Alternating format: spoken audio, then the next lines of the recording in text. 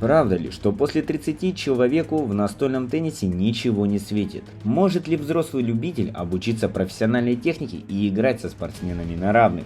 И на самом ли деле, что взрослые учатся хуже, чем дети?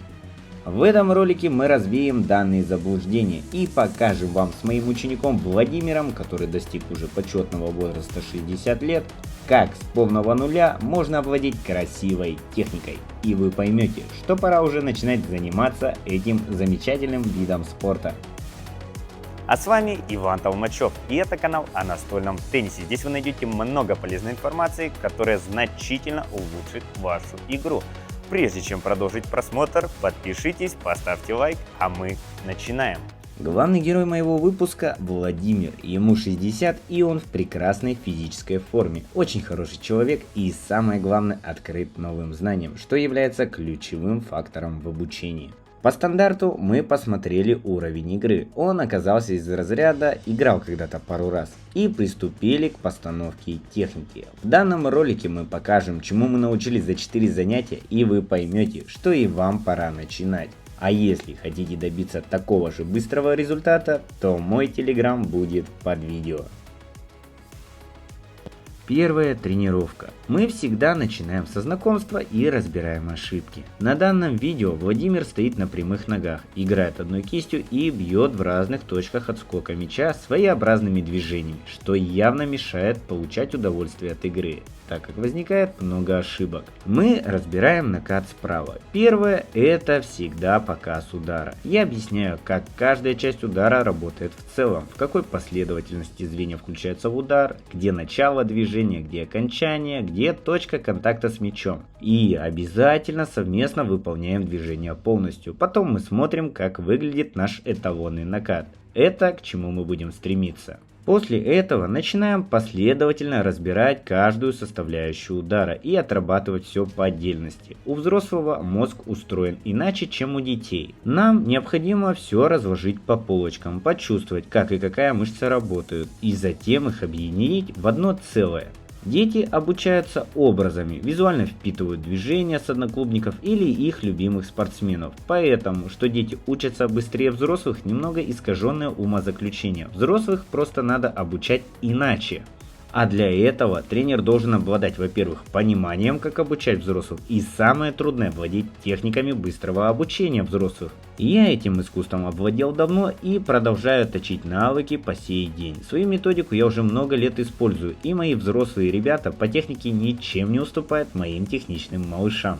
Итак, мы прошли немного теории. Теперь давайте будем вместе шаг за шагом выстраивать наше движение. Первое. Когда у нас есть в голове уже образ нашего будущего движения, мы его начинаем делить по частям. Мы встали в правостороннюю стойку, левая нога чуть впереди, правая сзади. И учимся попадать по мячу в необходимой точке отскока мяча центром ракетки. Вначале я показываю, что надо играть в высшей точке отскока. Бросаем мяч и играем просто вперед. Задача попадать. После этого я бросаю игроку мяч сбоку, чтобы он мог сфокусироваться на ракетке и мяче. После нескольких повторений, когда Владимир начал контролировать немного удар, он сам бросает себе мяч и выполняет удар центром ракетки в центр мяча.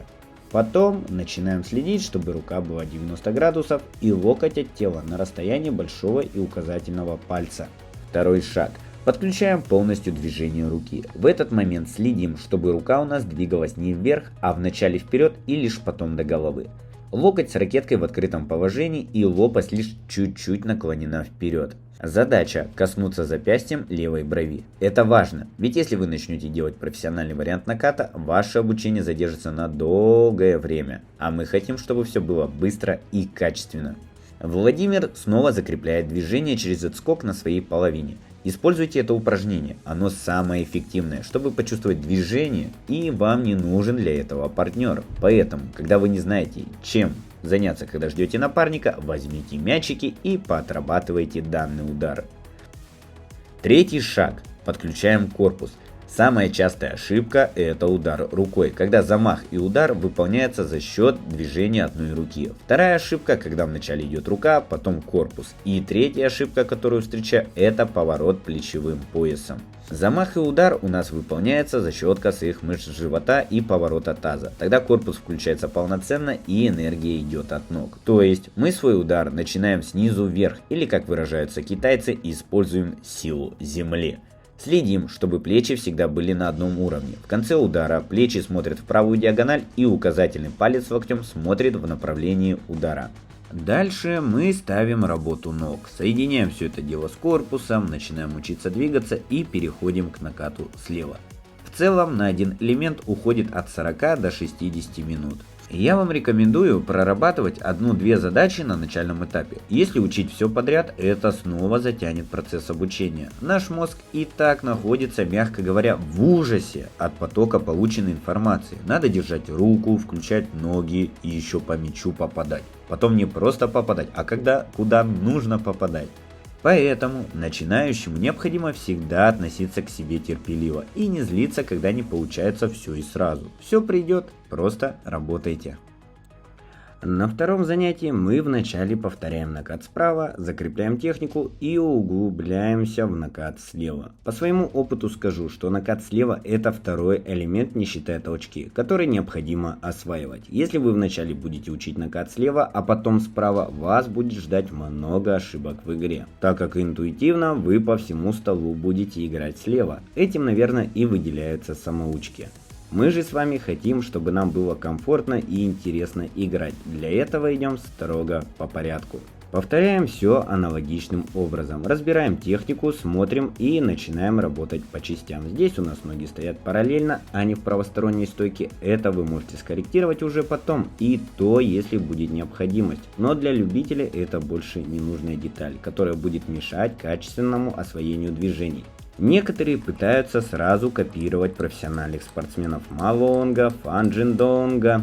Это имеет смысл, когда вы уже прошли базу. До этого момента это все выведет вас на кривую тропу. Мало кто видел, как работают азиаты на начальном этапе, как они прыгают с тазиками, как разрабатывают каждое звено. И это почти ничем не отличается от того, что вы видите. Дальше, да, идет отбор и специализация игроков. И в 14-16 лет это уже предмет для копирования наших любителей. Они начинают копировать, не видя их черновую работу в зале в течение 10 лет, прежде чем они оказались на наших экранах. Плюс мы с вами забываем, что мы взрослые, а не дети. Мы по-другому учимся, по-другому думаем и чувствуем. А профи, он прошел через большие объемы, измеряемые в тысячах тренировочных часов.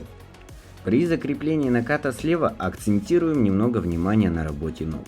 Многие, когда начинают учить накат слева, в буквальном смысле деревенеют. И самый простой способ создать динамику – это добавить пружинку. За счет чего она получается? При замахе мы немного подсаживаемся на обе ноги и в момент удара немного их разгибаем. Следите за тем, чтобы вы садились перед ударом, а не во время самого удара, как часто бывает.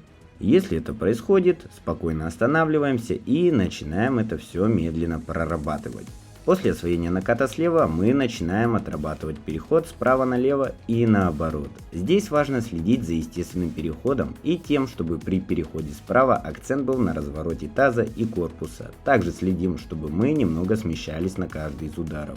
Когда мы дошли до этого этапа, мы с Владимиром переходим к освоению срезок. Это, как правило, 3-я и 4-я тренировка. Начинаем все так же по порядку. Вначале изучаем, как она выполняется, как она выглядит и отрабатываем.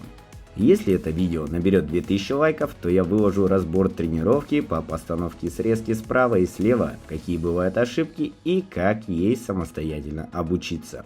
Такой вот путь мы прошли с Владимиром за 4 занятия. Мы освоили на базовом уровне накаты и срезки, соединили их между собой.